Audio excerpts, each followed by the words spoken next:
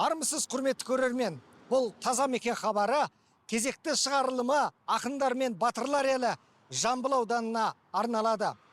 Көктемнен бері қолға алынып жатқан таза Қазақстан экологиялық акциясы, сондай-ақ жүріліп жатқан сенбіліктер аясында атқарылған шаруалар көңіл көншіте ме? Әлде өңірдің санитарлық тазалығы өзге аймақтар сияқты кей заңсыздықтарға жол беріп отыр ма? Соны анықтаймыз. Бізбен бірге болыңыздар. Біз сапарбасын Қарасай ауданы мен шекаралас орналасқан Қасымбек ауылынан бастадық. Елді мекен шетінен күтпеген жерден мынандай жайсыз көрініске тап болдық. Бұл Қасымбек ауылының шығыс жақ шетіндегі жайқалған жасыл дала. Осынау құлпырған көк майса мен жасыл желекке қарап, көңіліңіз құлпырады, жаныңыз семіреді. Алайда мына менің алдымда ғана табиғат қойнауын аяусыз бүлдіріп, осында заңсыз шұңқыр қазып, қаншама құрылыстан шыққан қалдықтар мен тұрмыстық қалдықтарды аяусыз әкеліп төккен.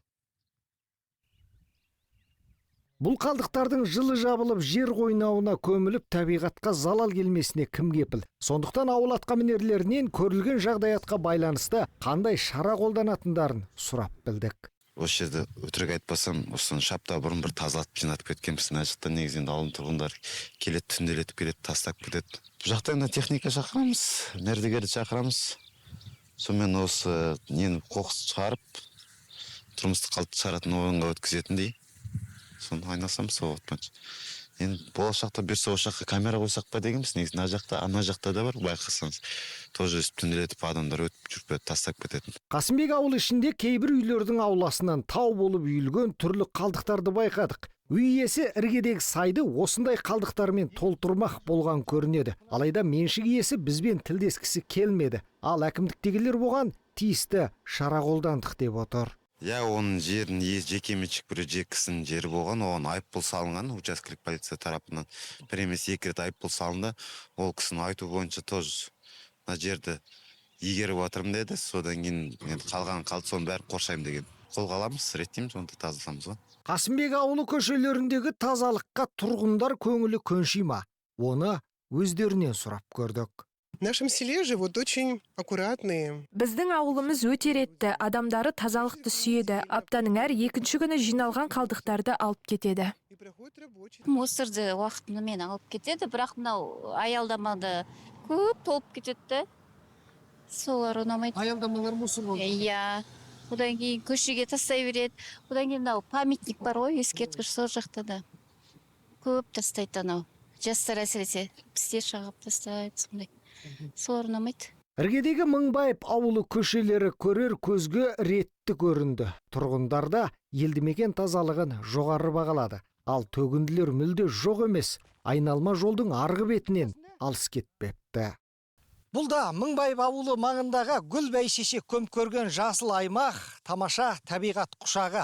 Дегенмен біз осындай тамаша картина аясын бүлдіріп сиқын кетіріп тұрған осы жерден де мынадай тұрмыстық қалдықтарды төгілген, үйілген пластик бөтелкелерді кездестірдік. Ауыл әкіміне хабарласып едік, біз тұрған нүктеге орынбасары тез жетті. Әрі бұл жерді қасқырайғанша ретке келтіреміз деп сөз берді. Бұл ауылдың четі болғаннан кейін қалыққа отыр. Бүгін нені қалдырмай, тазалап тастаймыз, жинастырып, алып тастаймыз. Әкім орынбасары уағдасында тұрды, жұмысшыларын әкеліп, алақандай аумақты лезде тазартып, бізге бейне жазбасын жіберді. Ал түсірілім тобы одан ары Ұзынағаш ауылына ат басын бұрып, базар маңын шолып көрген едік. Бұл Жамбыл ауданы орталығы Ұзынағаш ауылындағы көкөніс сататын базардың арт жағы. Мұнда қазір саудагерлерден шыққан ящиктер, әртүрлі қалдықтар тау болып үйіліп жатыр. Мұнда арнайы қоқыс жинайтын ящиктер қойылмаған. Бірақ мұндағы саудагерлердің айтуынша күнде бұл жер тазартылып әкетілетін көрінеді. Бірақ нақты солай ма емес, біз оны анықтап көреміз. Біздердікі күнде осылай шығады, бірақ кешке қарай таңертең ерте шығарып тастаймыз. Бір күндік, бұл жерде қанша адам бар?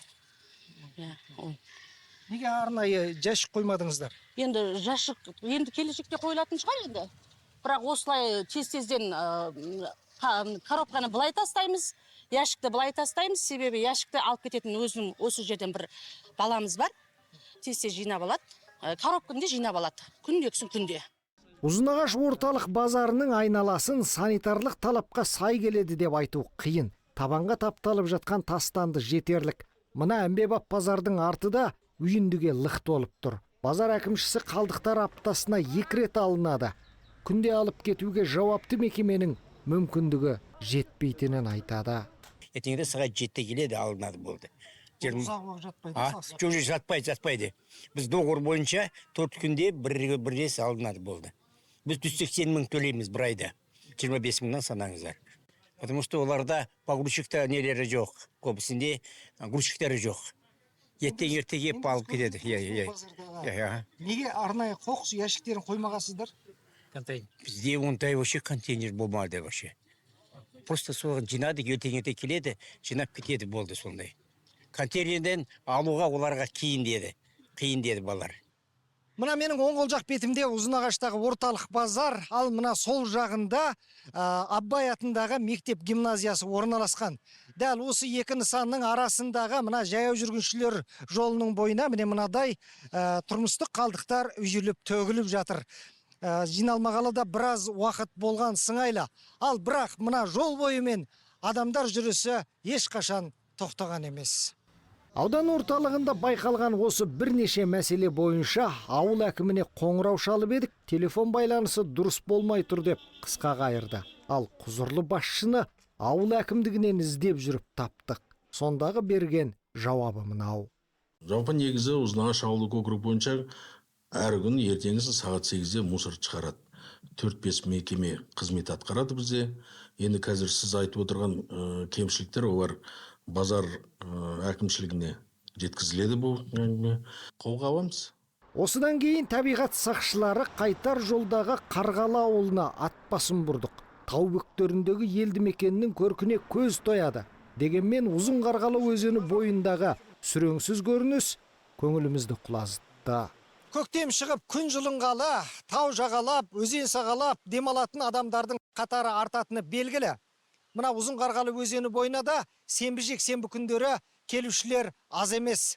Алайда олар өздерімен бірге қалдықтарын алып кетпейді. Қазір мына өзен бойында әр аттам сайын осындай төгіндіге кез боласыз.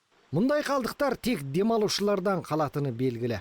Алайда артылған дүниесін өздерімен алып қайтатындар да аз емес. Мейлі қалай десек те, өзен бойындағы ретсіздік ешкімге ұнай бермесі анық. Біз осы тауда өзеннің қасына демалайын дегенбіз, бірақ айналамыз барлығы лас, отыратын жер жоқ. Сол үшін амал жоқтан осы жерге отырдық. Жандарың мұсы? Иә.